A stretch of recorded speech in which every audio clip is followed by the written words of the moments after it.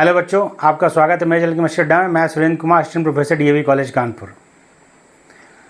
बेटा GIC mains की preparation आपकी अच्छी चल रही होगी, ऐसी मैं उम्मीद करता हूं। और एक सीरीज़ हमने स्टार्ट किया था, इसके 2 वीडियो यूट्यूब पर मेरे अपलोड हैं कि जीआईसी मेंस का पेपर में टाइम मैनेजमेंट आप कैसे करेंगे।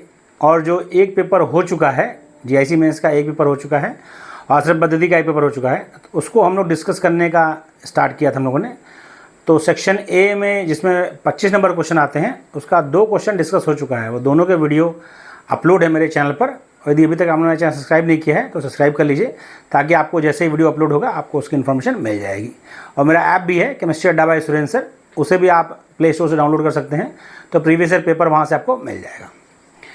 तो ये आपका 3rd वीडियो है। पहले 2 वीडियो यूट्यूब पर अपलोड है, तो वहाँ से आप उनको देख सकते हैं। और सेक्शन ए का जो 2 क्वेश्चन है वहाँ डिस्कस हुआ है।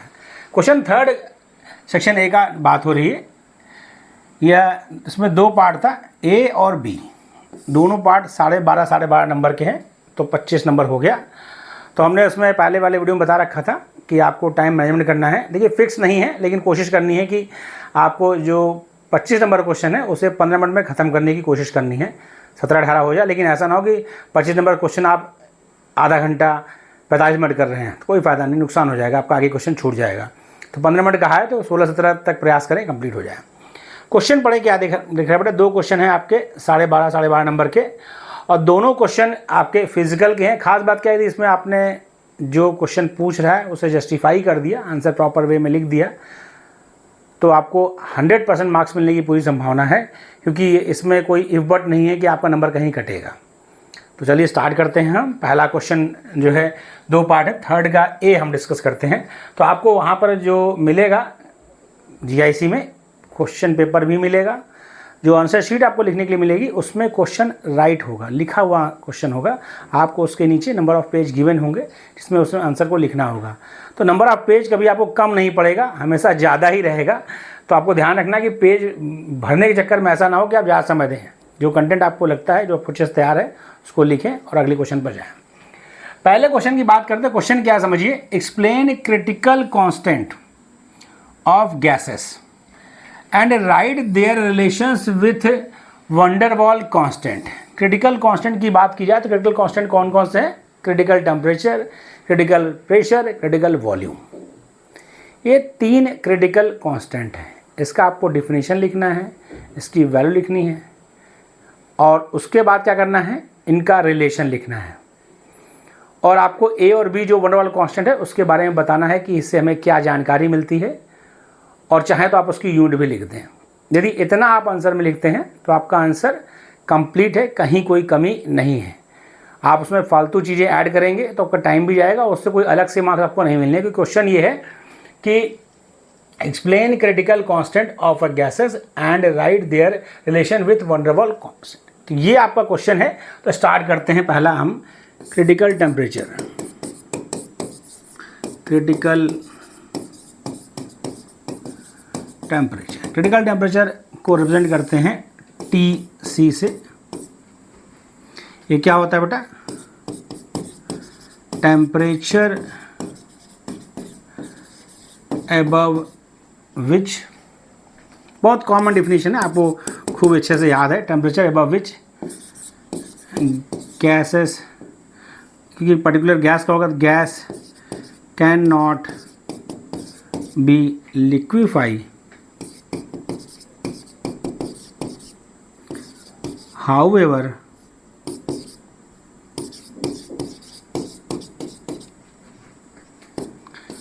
very high pressure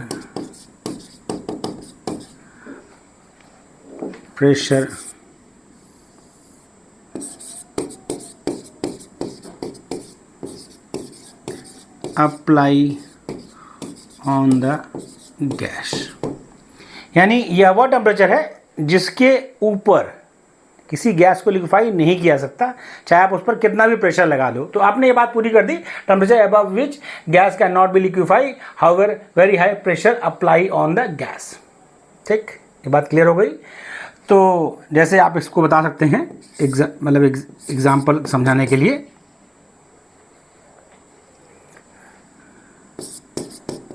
critical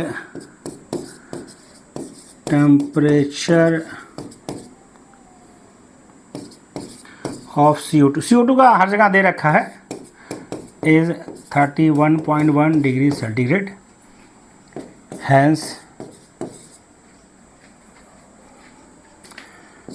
CO2 can not be liquefied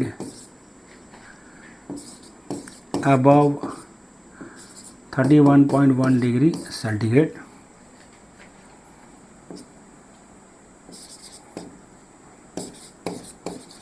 However,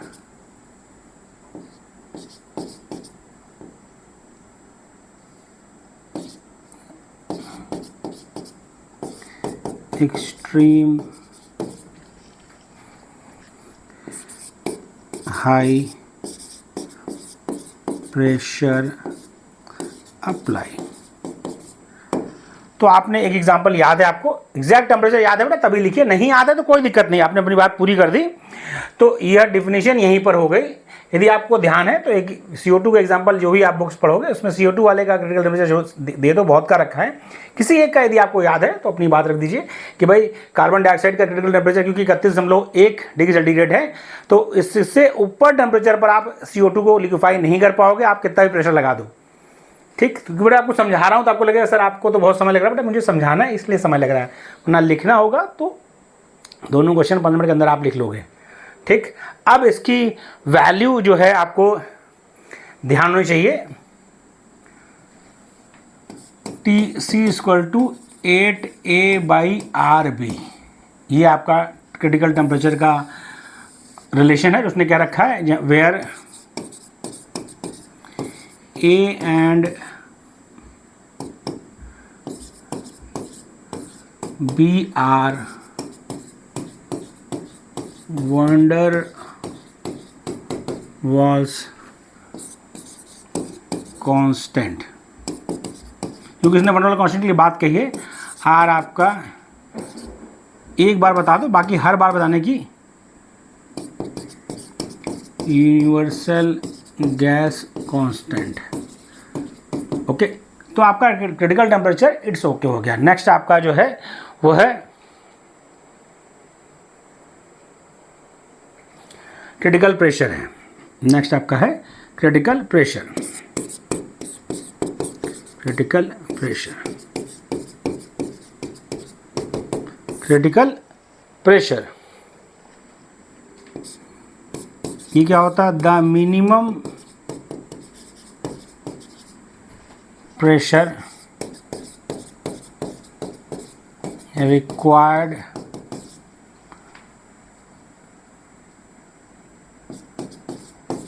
the minimum pressure required to liquefy a gas at critical temperature is called critical pressure, called critical, it's critical pressure, क्योंकि सबका अलग अलग होता है। Critical pressure, क्योंकि critical temperature, pressure ये सब आपका हर गैस की स्पेसिफिक प्रॉपर्टी है, क्योंकि गैस टू गैस वेरी करेगी, क्योंकि वंडर वाल कांस्टेंट जो है वो वंडर वाल कांस्टेंट है। और यहाँ एक लाइन और जोड़ना था, it's value depends on nature of gas. Wonder वाल कांस्टेंट की जो वैल्यू होती है बेटा गैस टू गैस वेरी करती है। तो इतना आपने लिख दिया, तो भाई ए भी वंडर वाल कांस्टेंट है और वह गैस पर डिपेंड, गैस के नेचर पर डिपेंड करता है। क्रिटिकल प्रेशर क्या है बेटा, the minimum pressure required to liquefy a gas at critical temperature is called its critical pressure. Note down कर लीजिए।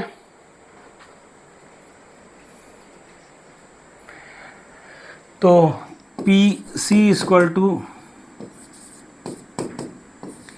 A/27B²। बेटा पीसी वीसी में मतलब पीसी और टीसी में बहुत कन्फ्यूजन होता है, तो आपको ठीक से याद रखना है, आपस में मिक्सअप ना हो वरना पूरी मेहनत आपकी ख़राब हो जाएगी। और नेक्स्ट आपका है क्रिटिकल वॉल्यूम।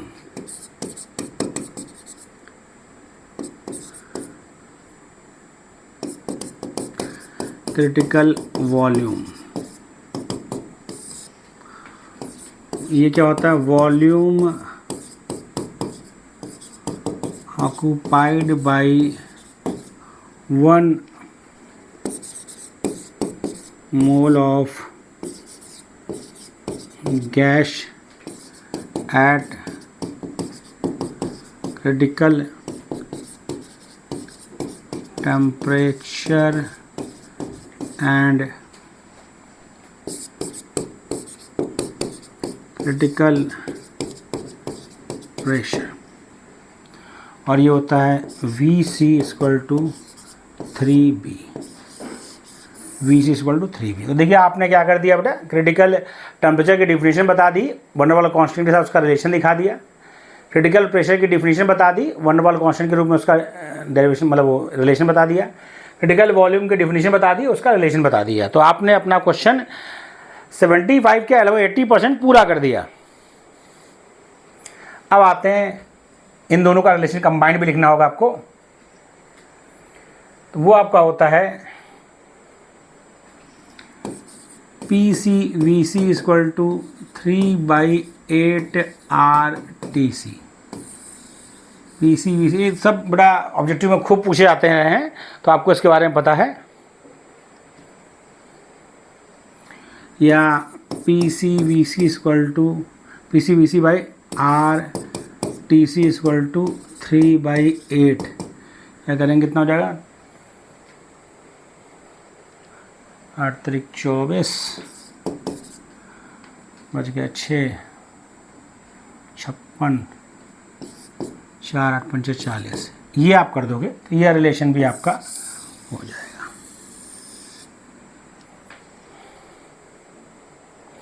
अब वन वाल कांस्टेंट क्योंकि बात की थी, तो वन वाल कांस्टेंट के बारे में भी आप थोड़ी बात कर सकते हो। तो वंडर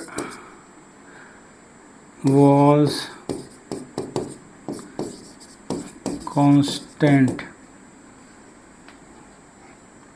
ए, दो वंडर कांस्टेंट थे ए और बी। वो क्या बता रहे हैं? ये बताता है it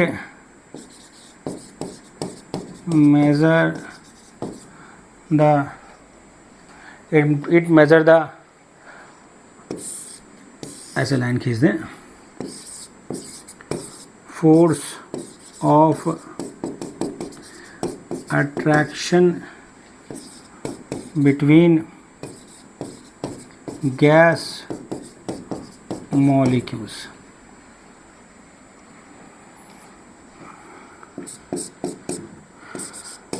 Higher the A value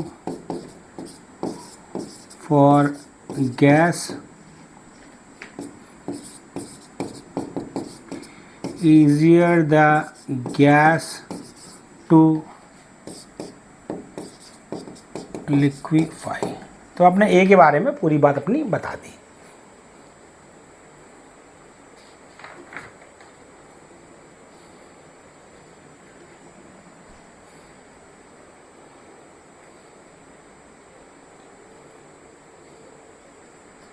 हो गया बेटा, ये बता दिया आपने।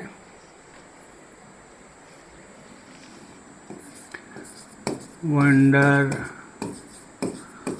Waals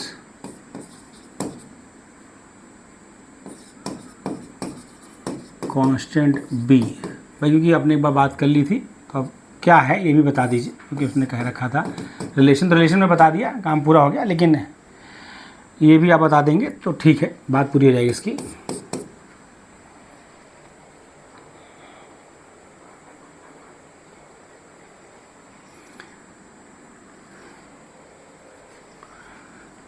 It relates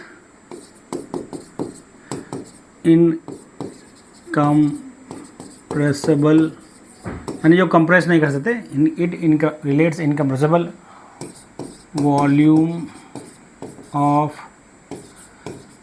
gas molecules.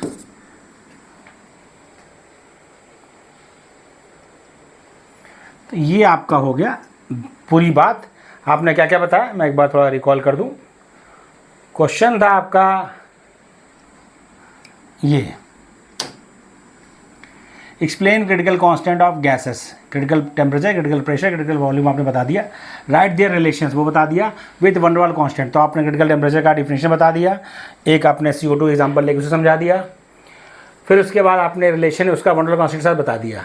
A और B क्या है हमने बता दिया, वन डेर वाल कांस्टेंट है, ये इसकी वैल्यू जो है गैस के नेचर पर डिपेंड करती है, क्योंकि हर गैस के लिए A और B की वैल्यू अलग अलग होगी। R आपका यूनिवर्सल गैस कांस्टेंट है, आपकी इच्छा है उसकी वैल्यू लिखो, नहीं लिखना मत लिखो, आपको अपना पर्सन है, बड़ा इशू नहीं है, यदि आपको याद है तो लिख सकते हो आगे अपना, ठीक।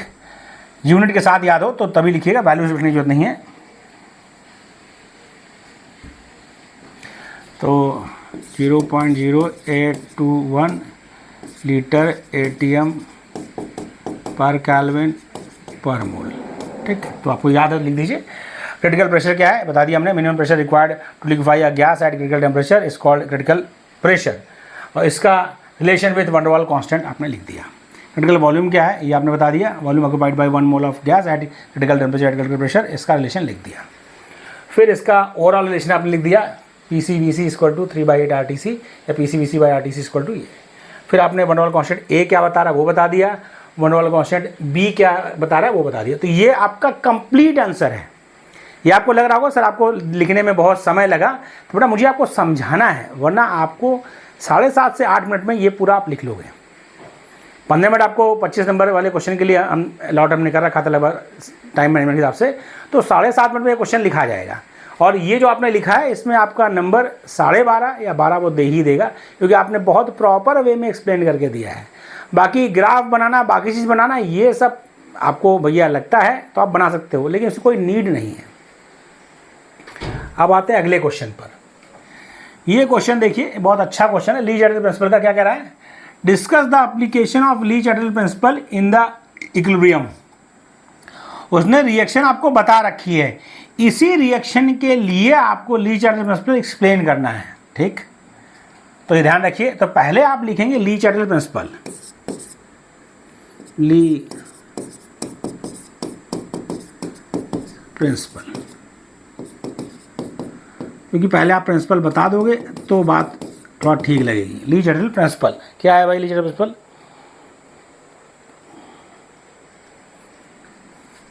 व्हेन a system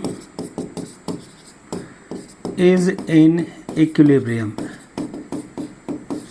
यानी बात तब होगी जब इक्विलिब्रियम स्टेबलाइज हो चुका है, इज इन इक्विलिब्रियम।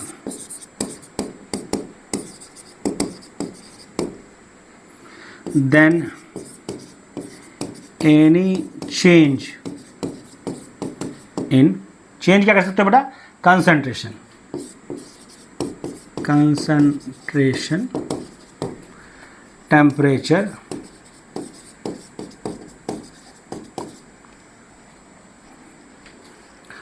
और pressure, shift the equilibrium in that direction, उस दिशा में घूमेगा, वेयर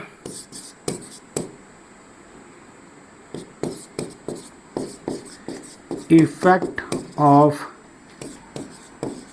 चेंज अनडू। क्या कह रहा है बेटा, बहुत सिंपल सा डिफिनीशन इसका है, और देखिए बुक में थोड़ा और साइंटिफिक भाषा लिखी है, लेकिन ये डिफिनीशन अप्रोप्रिएट है, यह पूरी बात समझा देती है। तो देखिए डिफिनीशन वगैरह एग्जैक्ट में भी लिख सकते हो आप, लेकिन ये आपका इसमें कोई एग्जैक्ट नहीं है, बस जो सार है उस प्रिंसिपल का वो आपने बताया है कि यदि कोई सिस्टम इक्विलिब्रियम में है, इक्विलिब्रियम की बात कर दी तो रिएक्शन रिवर्सिबल है, वो अंडरस्टूड हो गया। तो यदि कोई सिस्टम इक्विलिब्रियम में है, इक्विलिब्रियम स्टेबलाइज हो गया है, और उसमें यदि हम कोई चेंज करते हैं, भाई चेंज मेनली क्या करें हम, कंसंट्रेशन में चेंज करते हैं रिएक्टेंट का या प्रोडक्ट का, टेम्परेचर बढ़ा दें या घटा दें, प्रेशर बढ़ा दें या घटा दें, तो रिएक्शन उस दिशा में मूव करेगी, उस डायरेक्शन में मूव करेगी जहाँ पर जो हमने चेंज किया है उसका प्रभाव ख़त्म हो सके, नगण्य हो सके, यानी जो चेंज से इफेक्ट आया है उसको अंडू किया सके।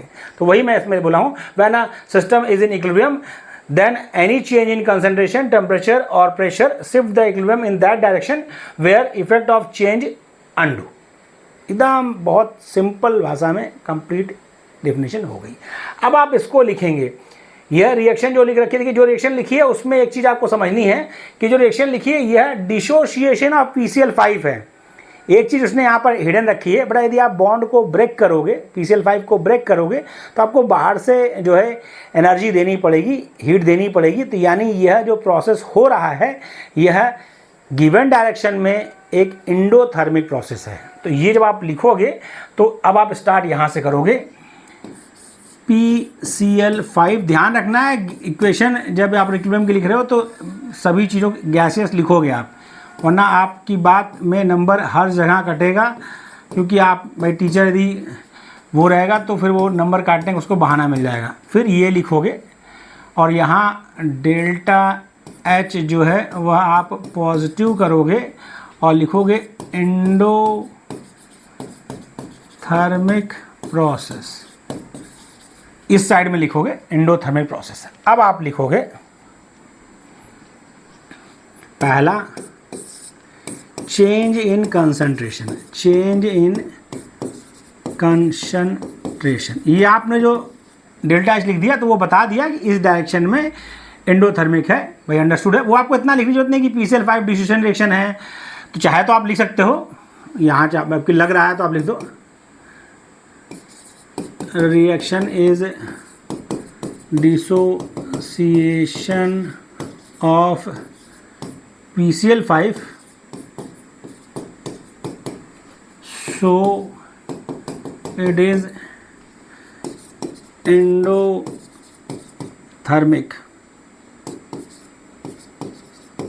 रिएक्शन। यदि आप ये लाइन नहीं भी लिखते हो तो डेल्टा एच पॉजिटिव लिखने से आपका काम चल जाएगा, लेकिन यदि आपको लगता है कि नहीं सर मैं मतलब लिखना चाह रहा हूँ तो इट इज़ एंडोथर्मिक रिएक्शन, ये आप इसके नीचे लिख सकते हो। फिर यहाँ स्टार्ट करोगे चेंज इन कंसंट्रेशन।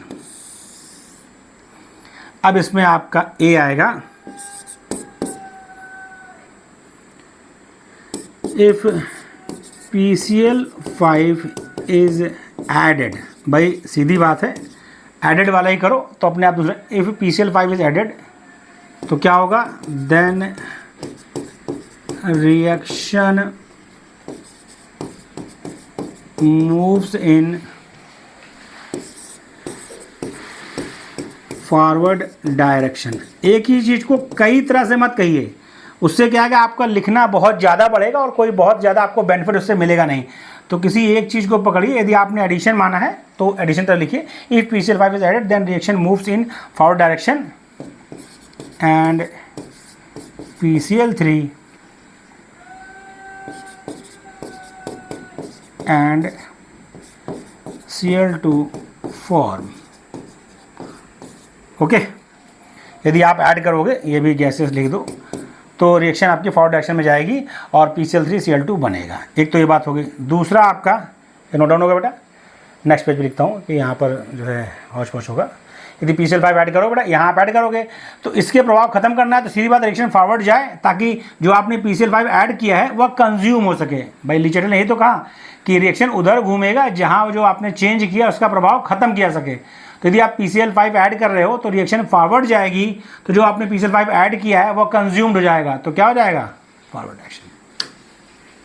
दूसरा इसमें इफ PCl3 गैसियस और Cl2 गैसियस और both PCl3 gaseous and Cl2 gaseous added। यदि आप PCl3 ऐड कर रहे हो या Cl2 ऐड कर रहे हो या दोनों ऐड कर रहे हो तो क्या होगा, then reaction moves in backward direction। बेटा मुझे आपको समझाना है इसलिए समय लग रहा है, तो आप समय को बहुत एंड PCl5 फॉर्म आपको अपने लिखना होगा तो आप फटाफट लिख दोगे। ये तो हो गया एक बात। दूसरा, इफेक्ट ऑफ टेम्परेचर। भाई टेम्परेचर का इफेक्ट देखते हैं क्या होगा।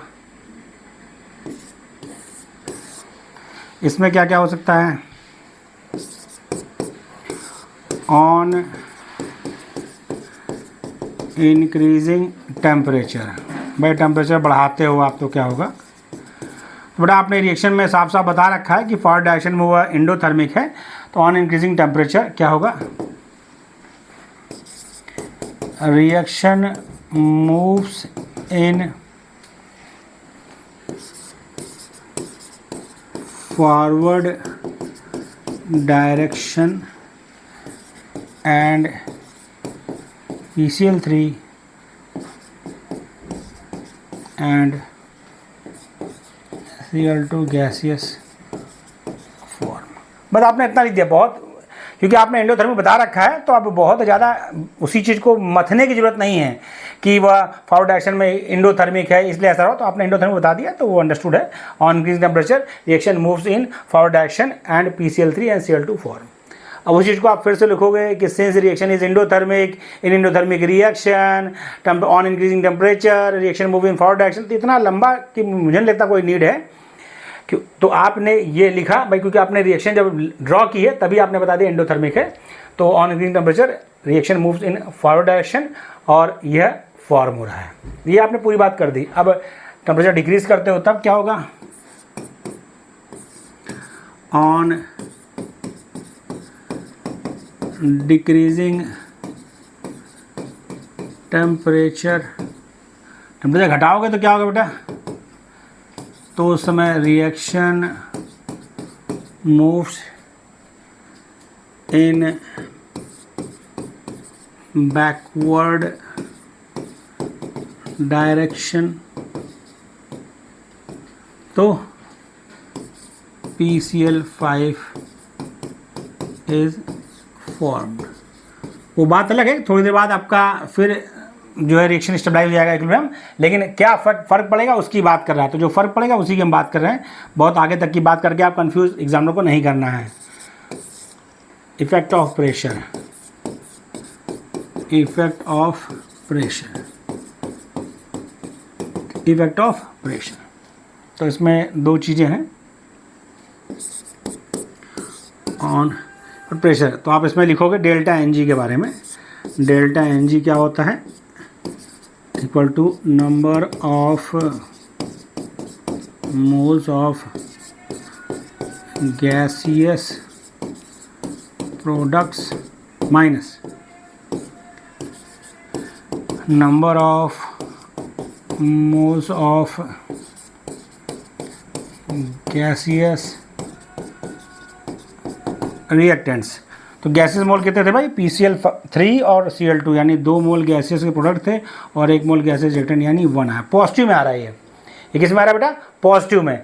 तो number of moles of gases product minus number of moles of, कैसे आया भाई रिएक्शन, यदि आपको याद हो, मैं पीछे यहाँ दोबारा नहीं लिख रही है, सिर्फ आपको समझाने के लिए मैं लिख रहा हूँ। दोबारा आपको रिएक्शन लिखने की कोई नीड है नहीं, क्योंकि आपने एक बार रिएक्शन बता रखी है, क्योंकि वो पीछे पलटना पड़ेगा। तो यह रिएक्शन था आपका, तो 2 मोल्स गैसेस प्रोडक्ट हैं और 1 मोल गैसेस रिएक्टेंट है, पॉजिटिव आ गया। तो ये बता के आप ये अपनी बात रखने जाओगे। बड़ा देखो, गैसेस मोल का बढ़ना प्रेशर इंक्रीज करना होता है, गैसेस मोल का घटना प्रेशर डिक्रीज करना होता है। तो ये आपने जब बता दिया तो अब अपनी बात आप रखोगे। A on increasing pressure, on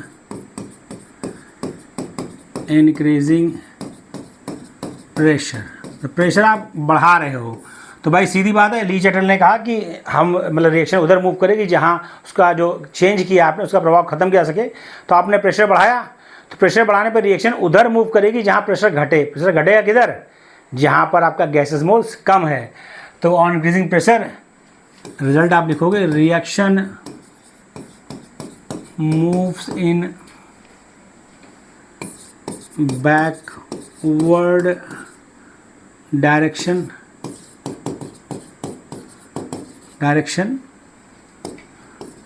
where number of gaseous moles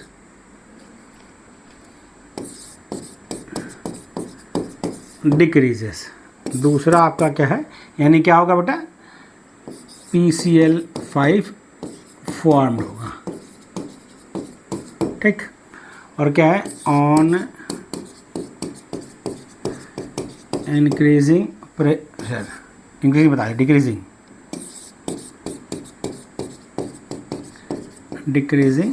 pressure, on decreasing pressure. Pressure decrease कर रहे हो तो क्या हो रहा है, तो प्रेशर डिक्रीज कर रहे हो तो आपका रिएक्शन उधर मूव करेगा जहाँ प्रेशर बढ़े, मतलब गैसेस मोल्स बढ़ें। तो यहाँ होगा reaction moves in forward direction where number of gaseous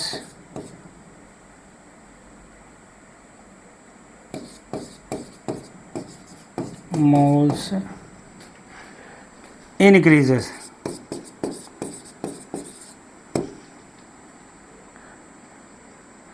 यानी बैकवर्ड घूम फॉरवर्ड जाएगा तो PCl3 gases and Cl2 gases form. तो आपने इतना आंसर लिख दिया बेटा, तो यह अप्रोप्रिएट आंसर है। बाकी आप चीज़ें, आपको समय है तो आप यहाँ पर टेम्परेचर वाले में थोड़ी कहानी जोड़ सकते हो कि जिधर टेम्परेचर बढ़ाने पर रिएक्शन उधर मूव करेगी, क्योंकि रिएक्शन आपकी इंडोथर्मिक है जहाँ हीट कंज्यूम हो सके, और घटाने पर उधर जाएगी जहाँ हीट इवॉल्व हो सके, तो वो चीज़ें आप कर सकते हो। लेकिन यह आंसर आपका जो मैंने दिया है, यह मतलब एग्जैक्ट प्रॉपर आंसर है और आपका विद इन टाइम हो जाएगा। इतना आंसर आप लिखते हो तो मैं आपको बता दूँ, दोनों क्वेश्चन मिला के 25 से 25 या आपको 23 से 25 के बीच में आपको मिल जाएगा, कहीं कोई इसमें कमी नहीं, क्योंकि आपने पूरी बात एकदम सिस्टमेटिक वे में, प्रॉपर वे में बता दी है। तो आप सब तैयारी में अच्छे से लगे रहें, मेरी शुभकामनाएं के साथ हैं, और अच्छे से तैयारी करें। और कोई आपको दिक्कत है तो मेरा नंबर आपको पता है 7905544237 है, इस पर कॉल व्हाट्सअप कर सकते हैं। मेरा बैच भी चल रहा है, आप उसे ज्वाइन कर सकते हो, टेस्ट सीरीज चल रही है उसे ज्वाइन कर सकते हो। लेकिन तैयारी अच्छे से करें, सेल्फ तैयारी भी कर सकते हैं। तो आपको जैसे भी करना, रिजल्टेंट ये है कि आपको तैयारी करनी है। Okay, good day.